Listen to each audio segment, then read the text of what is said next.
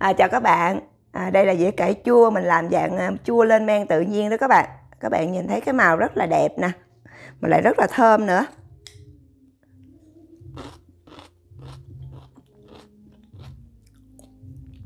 Ăn là rất là giòn ha, có vị chua nhẹ. Thì cái này thì các bạn có thể bỏ vào tủ lạnh mình ăn độ khoảng 1 tháng, vẫn rất là giòn và ngon. Thì ngày Tết thì mình có cái dĩa cải chua này mình ăn với thịt kho rất là ngon nha. Còn nếu các bạn nào muốn làm cải chua mà để ăn lâu độ khoảng 1 năm á, thì mình làm chua bằng giấm. Thì mình cũng có làm và mình để cái link ở phía dưới bình luận. Nếu các bạn nào muốn xem thì ghé ủng hộ mình nha. Và sau đây xin mời các bạn cùng vào bếp với mình.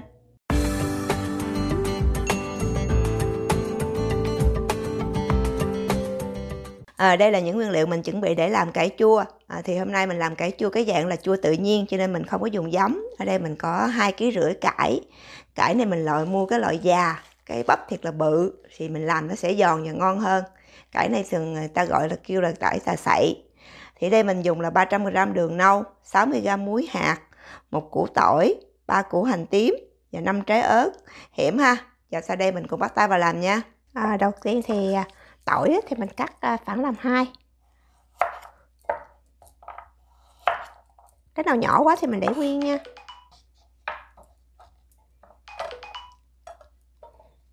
Còn ớt là các bạn muốn ăn cay thì mình cắt nhỏ ra, còn không thì mình để nguyên trái nha. Vậy thì nó không có cay, có màu đẹp thôi. Còn của hành tím thì mình cắt ra lát mỏng. Rồi, cái này xong thì mình để qua một bên. Còn cải này thì mình cắt bớt lá.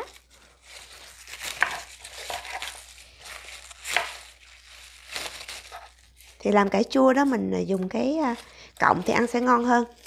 Tại vì cái lá khi mình làm á, mình để nhiều quá thì nó sẽ bị nhớt, không có ngon cái hũ cải của mình đó các bạn, khi nó bị hư nữa. Mình cắt bớt thôi nhưng mình vẫn để một ít cho cái màu nó đẹp á.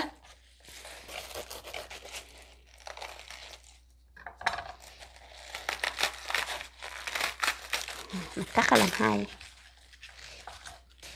như thế này ha.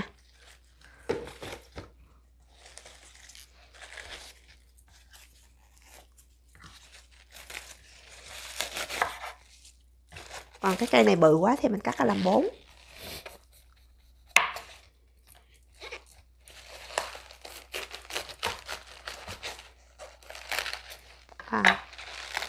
Thấy cái cải này nó già đó, cho nên cái nồi của nó rất là bự và chắc.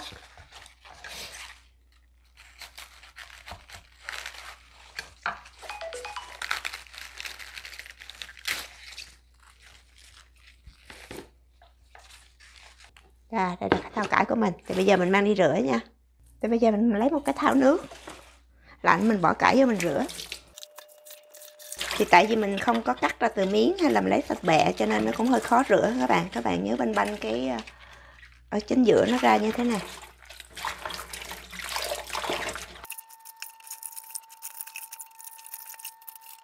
Và mình để cải cho nó ráo nha.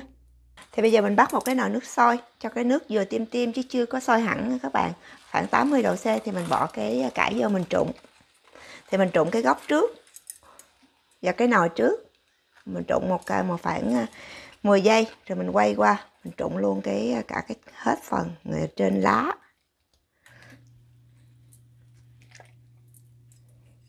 Đó, mình vớt ra.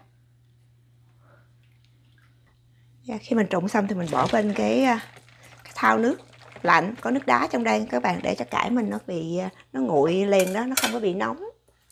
Và mình tiếp tục mình trụng ha.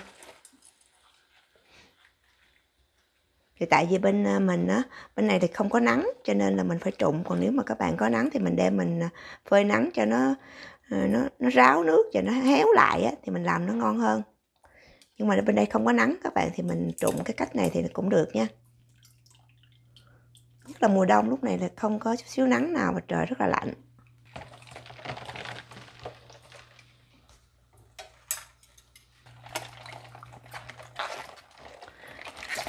Mấy cái trước này thì nó đã nguội rồi thì mình vớt ra rổ nha, cho nó ráo.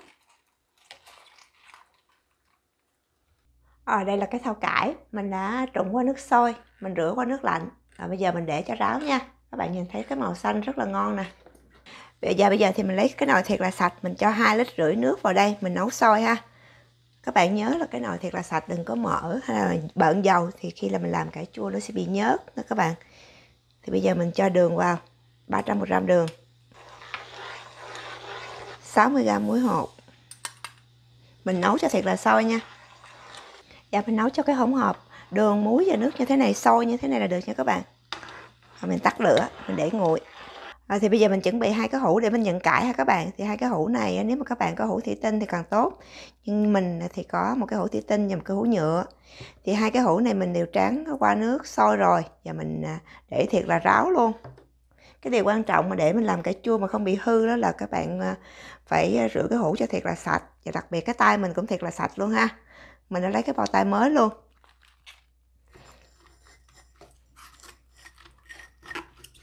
Cải này thì rất là to, ở bên đây thì trồng những cái loại cải, cái nồi rất là bự, không có giống như ở Việt Nam mình. Việt Nam mình thì chắc nhỏ hơn quá, cho nên cái hũ của mình nhỏ, cho nên mình nhận chắc khoảng 3 miếng là đầy một cái hũ rồi đó các bạn. Nếu mà các bạn có một cái hũ bự thì mình nhận chung một cái hũ thì tốt hơn.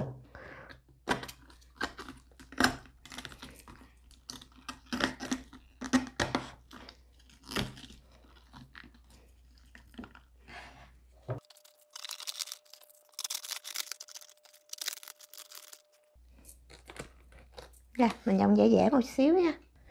Thì bây giờ đây mình đã nhận hết cải vào trong 2 cái hũ rồi. Thì bây giờ cái tỏi ớt mình đã chuẩn bị đó, với hành tím mình bỏ vào luôn nha.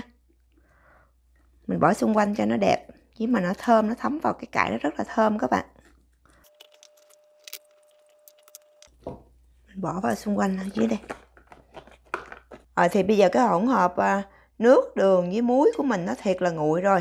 Các bạn nhớ để thiệt là nguội rồi mình bắt đầu mình đổ vô cái hũ cải của mình nha. Các bạn nhớ để thiệt là nguội thì nó mới không bị hư vì đục nước. Mình đổ ngập luôn.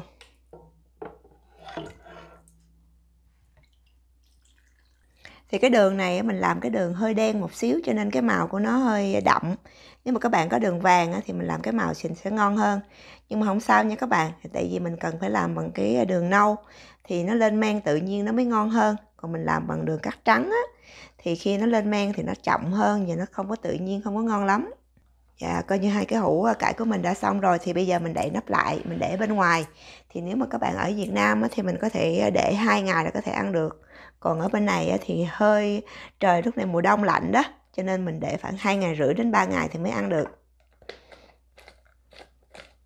Thì bây giờ mình đổ nước nó ngập rồi đó, cho nên với lại mình chèn cái cải nó rất là cứng, cho nên nó không có bị nổi lên trên. Còn nếu các bạn mà bị cái cải nó bị lỏng, nó nổi lên thì các bạn lấy cái gì dằn nó xuống nha. Chua của mình đã làm được 1 ngày 1 đêm rồi. Thì bây giờ nó chuyển thành cái màu vàng nhạt nhưng vẫn chưa chua.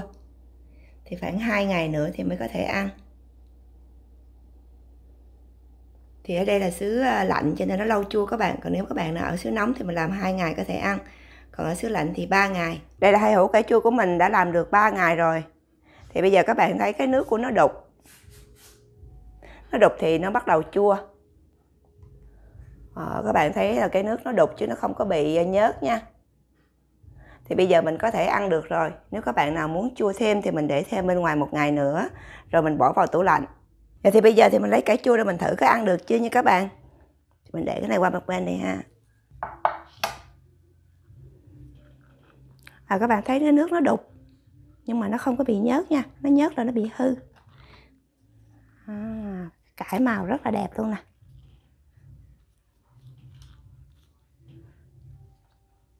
Đặc biệt cái cải mà mình làm cái dạng chua tự nhiên như thế này, nó có cái mùi thơm rất là nhẹ và rất là hấp dẫn luôn các bạn.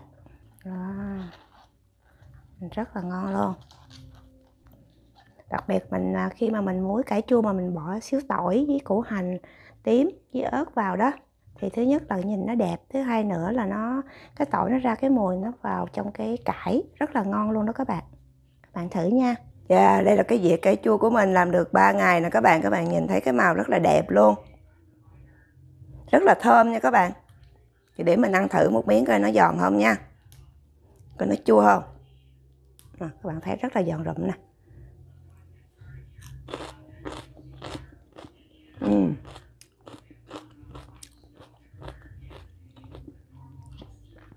Nó giòn rụm mà các bạn, ăn nó có vị chua nhẹ mà nó giòn mà nó có mùi thơm ha, rất là ngon luôn. Thì cái này thì nhà mình không thích ăn chua dữ thì mình sẽ để nguyên như thế này vào trong tủ lạnh, thì mình ăn độ khoảng 1 tháng. Còn nếu các bạn nào mà muốn ăn chua thêm đó thì mình bỏ vào trong cái hũ nước cải chua lại, mình bỏ vào tủ lạnh, mình cũng ăn độ khoảng 3 đến 4 tuần. Nhưng mà khi mình bỏ vào trong nước nữa đó thì nó sẽ chua thêm nha. Còn nếu mà các bạn nào muốn làm cải chua để ăn lâu á, độ khoảng 6 tháng hay 1 năm thì mình có làm cải chua cái dạng chua bằng giấm đó các bạn, để ăn cũng rất là giòn và ngon, để được lâu nha. Thôi xin cảm ơn các bạn đã theo dõi video của mình. Nếu các bạn thích xin bấm like, đăng ký và chia sẻ để xem những video kế tiếp nha. Xin cảm ơn, hẹn gặp lại. Bye bye.